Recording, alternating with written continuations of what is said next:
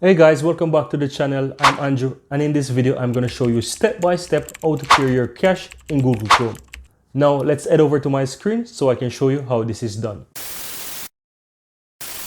Now as you can see, I'm in Google Chrome right here.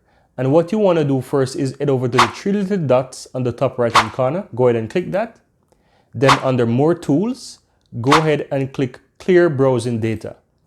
Now, the first thing you're seeing here is that you have three check marks here: browsing history, cookies and other sites data, and cache images and files. Now, there is a basic filter and there is an advanced filter, right? But what you want to focus on is the basic filter.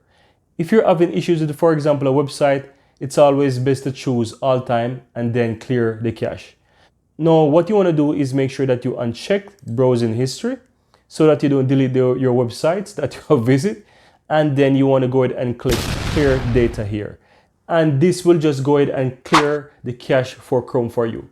Guys, if you find some value in this video, go ahead, give this video a like, and if you have not yet subscribed, go ahead and subscribe to the channel to see much more videos coming out every week like this one. See you next time.